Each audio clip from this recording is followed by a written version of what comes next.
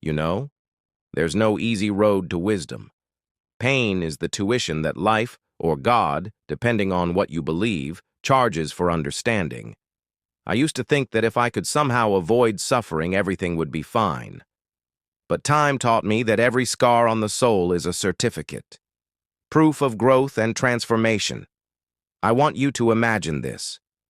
If life were always smooth, without failure or hardship, would you ever truly learn anything?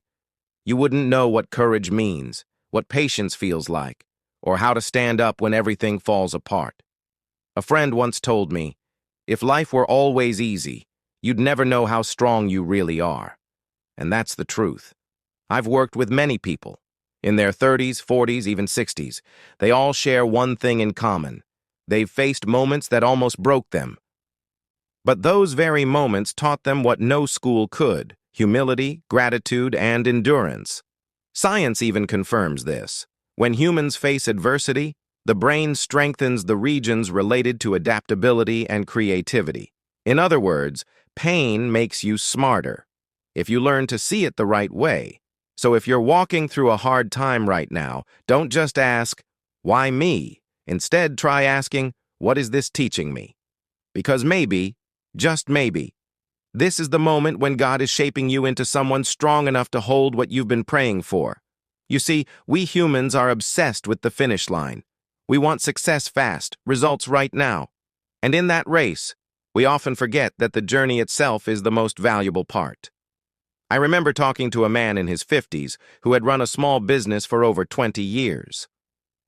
I asked him, if you could go back to your 30s, would you want to reach success sooner? He laughed and shook his head. No, if I had become rich at 30, I wouldn't be the person I am today. I would have wasted it all. Proud, careless, and empty. That answer stayed with me, because it reminded me that struggle is life's most important classroom. Have you ever noticed this? A mountain climber isn't only happy when they reach the summit. They find joy while gasping for air halfway up the mountain, sweat dripping, heart pounding. That's when they're most alive. Life is the same. Those days when you're pushing forward, falling down, and standing up again, that's when you're being forged into someone worthy of your dream. A philosophy mentor I once met in Toronto told me, when God gives you success before you're ready, He isn't blessing you, He's testing you. And I believe that's true. The process is never meaningless. It's how life teaches you to keep what you once prayed for. So if you find yourself walking on a rocky path right now, take a breath and remind yourself, you're still on the right road. I often tell people going through hardship, don't run away from pain, listen to it. Because pain doesn't come to destroy you. It comes to teach you what comfort never could. I know that sounds paradoxical, but think about it. The moments when you thought you couldn't go on were the very moments that taught you endurance. When you lost something dear, you learned the true value of what you once had.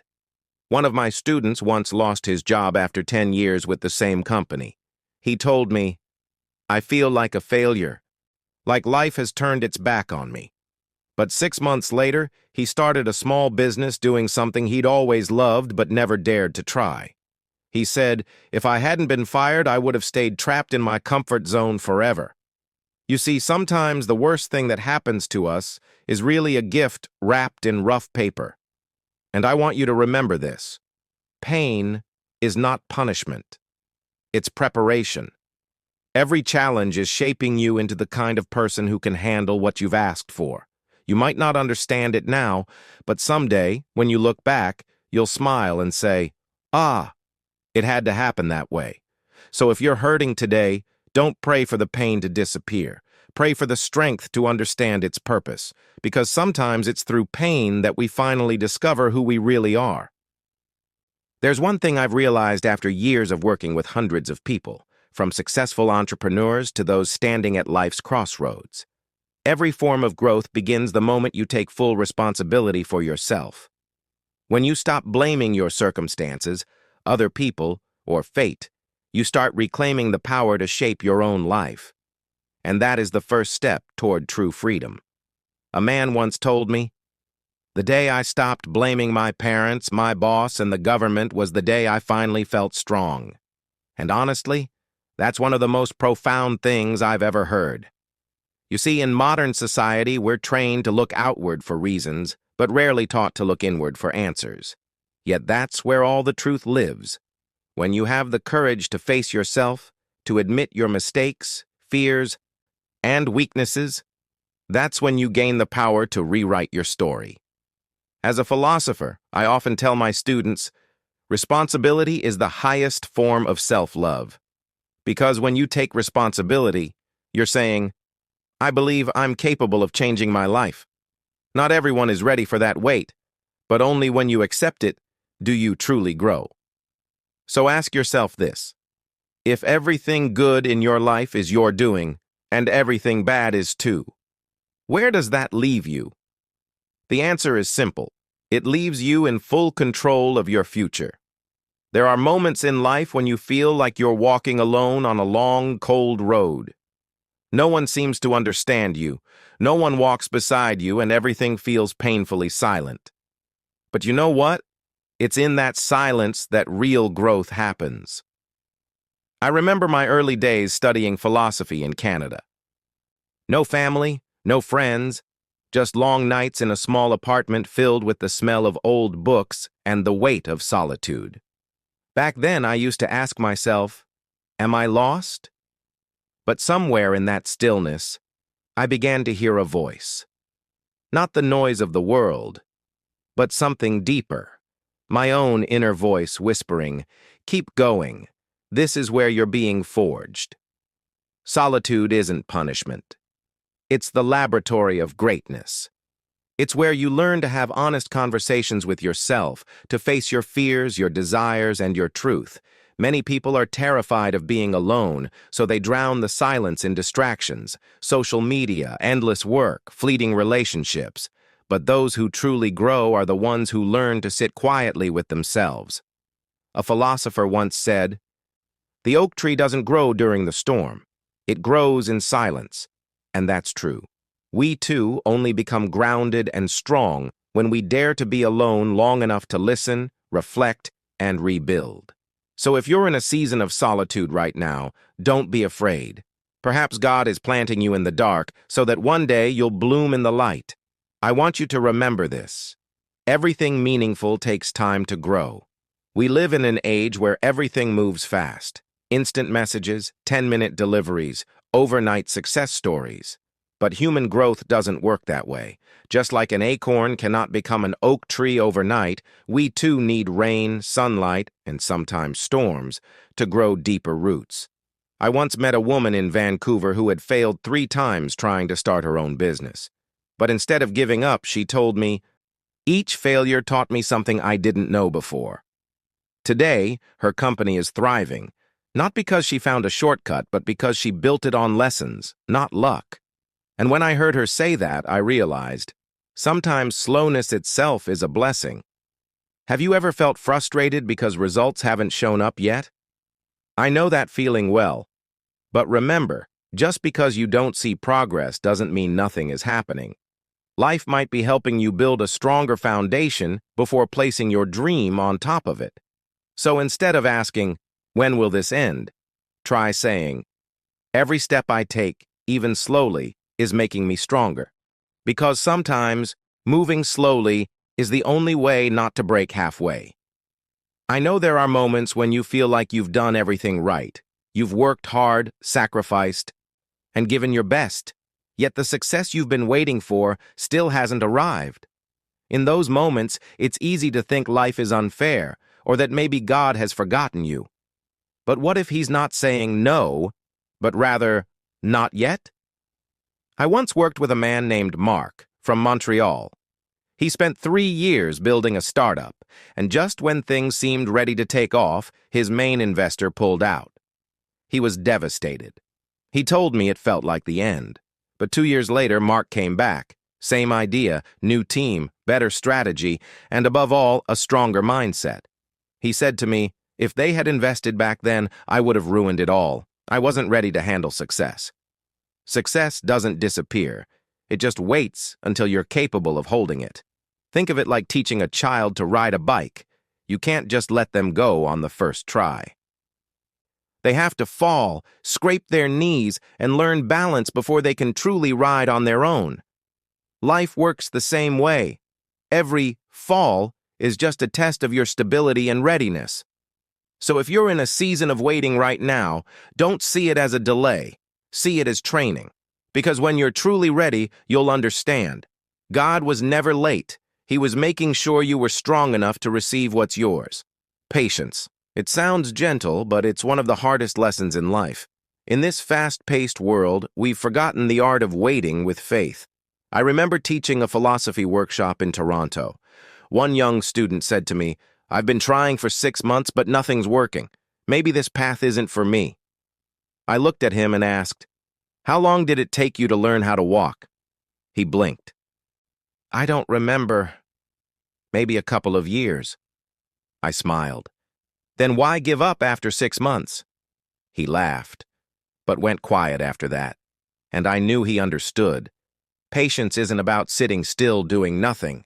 It's about acting with belief, continuing to move forward even when you can't yet see the result. Think of planting a seed. You can't dig it up every day to check if it's growing. You just trust that beneath the soil, life is quietly taking shape. Many people fear slowing down because they're afraid of falling behind. But in truth, moving fast is what often makes us lost. The wise don't race against time. They move with it, respecting the natural rhythm of their growth. And remember, no true achievement ever comes without patience.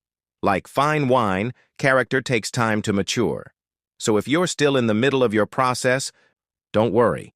You might not see it yet, but life is silently shaping you into someone stronger and more ready than you can imagine. There's one thing I firmly believe. Real strength doesn't come from avoiding pain, but from how we endure and transform it. It sounds simple, but to truly live it, you must learn how to hurt consciously, not letting the pain consume you, but using it as fuel for growth. I once spoke with a man who lost everything during the 2008 financial crisis. His home, his job, his reputation. Everything disappeared within months. But instead of giving up, he started again from nothing. He told me, "I learned that if I still have the strength to wake up in the morning, I still have a chance to change my life." Today, he's rebuilt his career, and more importantly, he's found peace. Because he understood that every loss is really a test, a way to measure how strong your heart has become. If you've ever fallen, failed, or lost something that mattered, I want you to know this. It didn't come to destroy you. It came to shape you into someone deeper, stronger, and truer. Just like gold is purified only in fire, people are refined through hardship, burning away weakness and ego until what remains is pure resilience. So when you find yourself standing in life's fire, don't panic. Maybe that's exactly when God is refining you, turning you into the brightest, most unbreakable version of yourself. There's a sign that shows when your soul has truly matured. It's when you can be grateful even for the things that once hurt you. The young thank life only when it's kind. The wise understand that every hardship is a gift wrapped in a lesson. I remember one autumn afternoon in Ottawa, speaking with a middle-aged woman who had just lost her husband to illness. Her eyes were tired, but her voice was calm. I cried, I got angry, I asked God, "Why me?" But one day I realized, without that loss, I would never have learned how to love myself, or how precious every moment really is. Her words stayed with me. They reminded me that gratitude isn't just a feeling, it's the quiet strength of a soul that has walked through storms and still chooses tenderness. When you practice gratitude, you begin to see life differently. Instead of failure, you see opportunity. Instead of loss, you see space for something new. Psychology studies here in Canada have shown that people who practice gratitude regularly experience higher happiness and emotional resilience, not because life gets easier, but because their hearts become stronger. So wherever you are right now, in success or in heartbreak, take a deep breath and whisper, "Thank you. Thank you for still being here. Thank you for still learning, still growing, still standing." Because only those who can be grateful for the darkness are truly worthy of the light. I once heard a great teacher say, "Happiness is not a reward, it's a skill." At first, I didn't quite understand what he meant, but the longer I've lived and the more people I've met, the more I realize how deeply true that is. We often believe happiness will come after we achieve something, a good job, a house, a relationship. But strangely, once we get those things, the joy fades faster than we expect. Why? Because we never learned how to create happiness from within. I once worked with an entrepreneur in Toronto who had everything society defines as success: wealth, status, recognition. Yet he told me quietly, "I can buy anything I want, except peace of mind." That hit me hard. It reminded me that happiness doesn't live in what we own, but in the state of our mind each day. Science agrees. Studies show that when people practice gratitude, meditation, and mindful living, their brains activate areas linked to satisfaction and connection.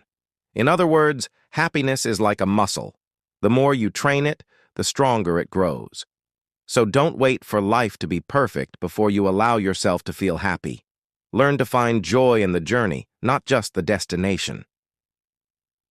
Maybe it's in a morning cup of coffee, a walk through the park, or simply the quiet awareness that you're alive today.